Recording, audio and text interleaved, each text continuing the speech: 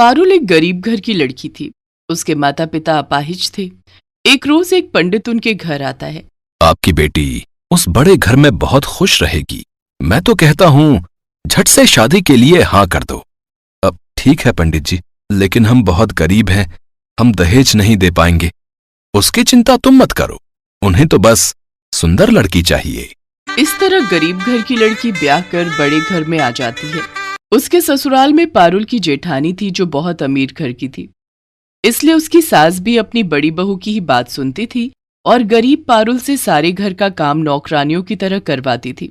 पारुल का पति दूसरे शहर में नौकरी करता था, इसलिए उसे इस बारे में कुछ पता नहीं था। वो वहां से जो भी पैसे भेजता उसे पारुल की सास कमला और उसकी जेठानी निधि अपने पास ही रख लेती। ऐसे ही समय बीता। कुछ समय बाद पारुल ने एक बेटी को जन्म दिया, जबकि निधि का एक लड़का हुआ। पारुल की बेटी जब 6 साल की हुई तो दोनों सास बहू उससे भी घर का काम लेने लगी। जल्दी जल्दी हाथ चला। ये कैसे हाथ चला रही है? खाने को तो तुझे ढेर सारा चाहिए और काम तुझसे होता नहीं, बिल्कुल अपनी माँ पर गई है। ताई जी, कब से आपके पांव दबा रही हूँ, अब मेरे हाथ भी दुखने लगे हैं। मुझसे जुबान लड़ाई की है? अभी तुझे बताती हूँ। ये कहकर निधि उसकी खूब पिटाई करती है। भाभी भाभी, वो अभी बच्ची है, उसे मत मारिए। आपको जो भी काम करवाना है मुझसे करवा लीजिए। अमीर जेठानी इसी तरह अपनी देवरानी और उसकी बेटी पर अत्याचार करती थी। एक रोज पारुल अपनी जेठानी की साड़ी प्रेस कर रही होती है, जो कि उससे जल जाती है। ये देख निधि बहुत गुस्सा होती है। मेरी नई साड़ी चलाती, पता है पूरे 25,000 की साड़ी लाई थी मैं छठ पूजा पर पहनने के लिए। निकल जा तू अभी के अभी मेरे घर से और अपनी इस मनहूस बेटी को भी ले जा। इसके बाद पारुल अपनी बेटी को लेकर सड़क पर इधर से उधर भटकने लगती है। कुछ दूर चलने पर उसे जंगल में एक झोपड़ी दिखती है जिसमें वो अपनी बेटी के साथ रहने लगती है। उसी जंगल में बांस के पेड़ थे, साथ ही वहां एक खेत था जिसमें गन्ने लगे हुए थे, जिन्हें देख पारुल के मन में ख्याल आता है, कुछ दिन में छठ पूजा आने वाली है, बाजारों में खूब भीड़ होगी, तो क्यों ना मैं इन बांस का सूप और गन्ने बाजार में जाकर बेचूं। ये अच्छा मौका है थोड़े पैसे कमाने का। दोनों माँ बेटी मिलकर सारी रात बांस का सूप बनाती हैं और अगले दिन वो दोनों गन्ने और सूप उठाकर बाजार में बेचने निकल पड़ती हैं। अरे वाह, ये बांस का सूप तो बहुत ही अच्छा लग रहा है। ये कितने का दिए? जी 100 रुपए का है। और ये गन्ने? 30 रुपए के। ऐसे ही पारुल थोड़ी कमाई करके पैसे कमाती है, जिससे वो अपना और अपनी बेटी का पेट पालती है। तो वहीं दूसरी तरफ निधि अपनी कार से बाजार में शॉपिंग करने जाती है, जहां से वो छठ पूजा का सामान लेकर घर आती है। ऐसे ही छठ पूजा का दिन भी आ जाता है। गरीब पारुल पूजा का थोड़ा बहुत सामान लाती है और पूरी श्रद्धा के साथ इस व्रत को करती है। फिर सुबह नदी में खड़ी होकर छठी मैया और सूर्यदेव की पूजा करती है।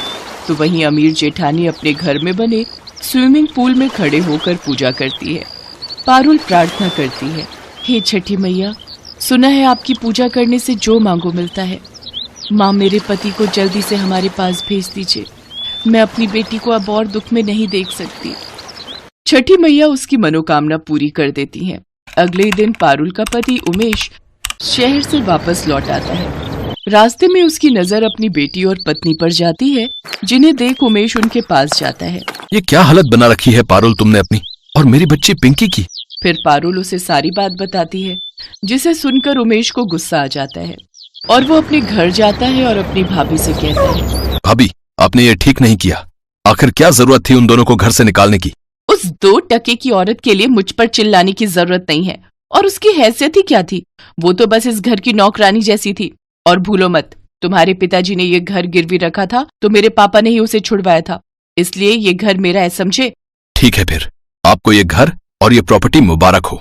जब मेरी पत्नी और बेटी ही इस घर में नहीं रहेगी तो मैं भी यहाँ पर नहीं रहूंगा। इसके बाद उमेश अपनी पत्नी और बेटी को लेकर वहाँ से चला जाता है और एक अलग घर लेकर उनके साथ खुशी खुशी रहने लगता है। सुरेश बड़ी मेहनत से दिन रात एक करके बांस के सूप और दौरा तैयार कर रहा था, पर आज वो जब उन्हें बाजार में बेचने गया तो एक भी दौरा और सूप नहीं बिका।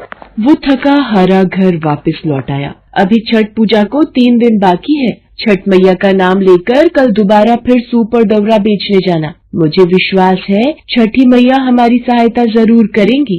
माँ, छठ पूजा में तुम खीर पूरी बनाओगी ना? हाँ हाँ, मुझे भी खीर पूरी खानी है और मुझे 2 कटोरी भर कर देना और भानु भैया को 1। बड़ी आई 1 कटोरी देने वाली। माँ, अगर ये 2 लेगी तो मैं भी 2 कटोरी ही खाऊंगा।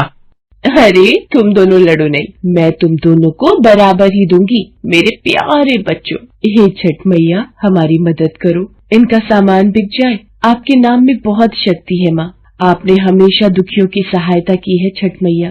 सरला छठ मैया को याद करती है और उनसे प्रार्थना करती है। उधर सुरेश बांस से बनाए सूप और दौरा बेचने निकल पड़ता है।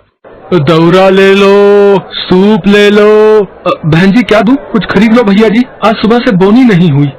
सुनो जी, बड़ी दुकान से खरीदेंगे। पता नहीं ये बांस की टोकरी तो पुरानी लग रही है और सूप भी मैले हैं। भैया ये बांस कच्चा इस्तेमाल किया हुआ है। नहीं नहीं, हमें नहीं लेने। अरे खरीद लेती, उस बेचारे की भी थोड़ी कमाई हो जाती।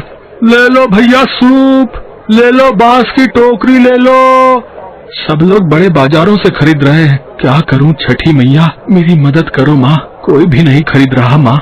सुरेश निराश होकर घर वापस आ जाता है। कुछ खाने को नहीं है जी, थोड़े से चावल रखे थे, भानु और सोनम को उबाल कर दे दिए हैं। सरला, छठ मैया का नाम लेकर ही आज भी ये टोकरी और सूप बेच रहा था, पर किसी ने भी नहीं खरीदे। तुम कहती हो छठ मैया बहुत दयालु है, वो हम गरीबों की जरूर सुनेंगी, पर अगर कल भी मेरी कमाई नहीं हुई तो मुझ गरीब की छठ पूजा का क्या होगा? कैसे छठी मैया को खीर पूरी और ठेकुआ का भोग लगेगा? शांत हो जाइए, कोई बात नहीं। छठी मैया को हम प्रेम और भक्ति से एक फूल भी अर्पण करें तो वो प्रसन्न होती है। अब सो जाओ, फिर सुबह तुम जल्दी उठ जाओगे। सुरेश का मन परेशान था। सरला भी सो रही थी और सुरेश सुबह तड़के ही उठकर घर से निकलने लगा। अभी तो 4 बजे हैं, आप बहुत जल्दी उठ गए। हाँ, मैं सोच रहा हूँ बाजार खुलने से पहले ही पहुँच जाता हूँ। सुबह सुबह लोगों का आना शुरू होता है, शायद कोई खरीद ले।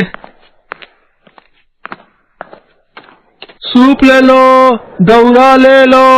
ए छठी मैया, आज कोई ग्राहक आ जाए, मेरी विनती सुनो मैया। घर पर सरला भी सोच में होगी, मैं आज खाली हाथ घर नहीं जा पाऊंगा माँ।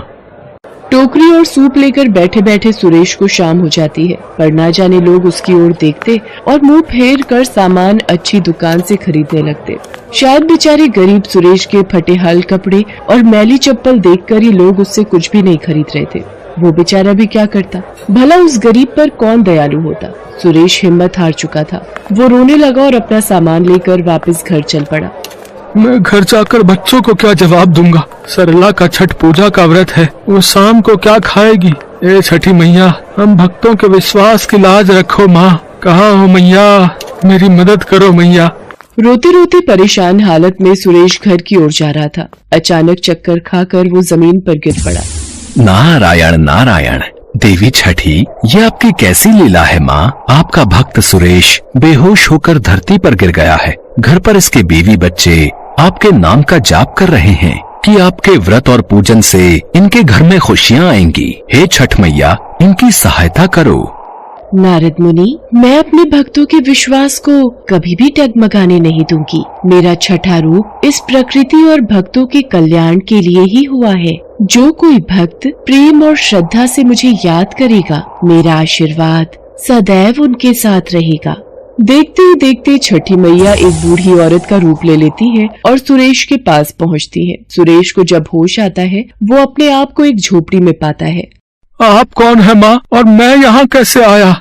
बेटा, तुम रास्ते में बेहोश हालत में गिरे हुए थे, मैं ही तुम्हें यहाँ लाई हूँ।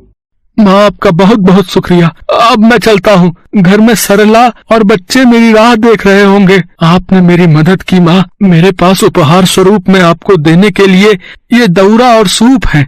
माँ, ये एक दौरा और सूप आप मेरी तरफ से रखो। आज छठ मैया की पूजा है, आप भी तो माँ समान हो। खुश रहो बेटा, ये उपहार मुझे बहुत प्रिय है। ये लो बेटा, ये पोटली में छठी मैया का प्रसाद है, इसे मेरी तरफ से रख लो। बूढ़ी अम्मा से विदा लेकर सुरेश अपने घर की ओर चल पड़ता है, पर अभी भी सुरेश चिंता में ही था। देवी छठी, क्या सुरेश आपका आशीर्वाद पाकर चिंताओं से मुक्त होगा? नारद मुनि, मेरे भक्त संपूर्ण विधि विधान से मेरे व्रत को रखते हैं। सरला ने भी मेरे नाम का दीपक जलाकर मेरी पूजा की है, फिर भला मैं उसे पूजा का मीठा फल दिए बिना कैसे रह सकती हूँ। और फिर छठी मैया मुस्कुरा देती है। उधर सुरेश घर पहुँचता है। अरे आप कहाँ रह गए थे? मैं बड़ी देर से पूजा के लिए आपका इंतजार कर रही थी। और ये 2000 रुपए इतने के ही थे ना, सब मिलाकर सूप और टोकरियाँ। बहुत खुश हुई वो महिला, बोल रही थी कि बाजार से नहीं खरीद कर ला सकी, किसी ने हमारा पता दिया था तो जो आप घर पर रख गए थे वो सारे उन्होंने खरीद लिए। क्या? पर ऐसे तो कभी कोई खरीदने नहीं आया, और वो भी इतने सारे खरीद लिए। हे छठी मैया, आपकी लीला न्यारी है। सुरेश सरला को बेहोश होने और उन बूढ़ी अम्मा के मिलने की बात बताता है। अचानक उसे याद आता है कि उन बूढ़ी अम्मा ने सुरेश को छठ पूजा का प्रसाद दिया था। जैसे ही सुरेश प्रसाद की पोटली खोलता है, सुरेश और सरला दोनों हैरान रह जाते हैं। सोने के सिक्के? हाँ सरला, ये तो सोने के सिक्के हैं। तो क्या वो बूढ़ी अम्मा साक्षात छठी मैया थी? हे छठी मैया, आपकी जय हो। मैं आपको पहचान नहीं सका, आपने मेरी जान बचाई, मुझे उपहार में इतना कुछ दे दिया। मैया, आपने मेरी झोली खुशियों से भर दी। और वो जो घर पर आई थी, क्या वो भी छठी मैया थी? सुनो जी, छठी मैया ने हमारे जीवन में खुशियाँ दे दी। सरला छठी मैया को प्रणाम करके उनका व्रत और पूजन संपूर्ण करती है। बच्चे भी बहुत खुश थे।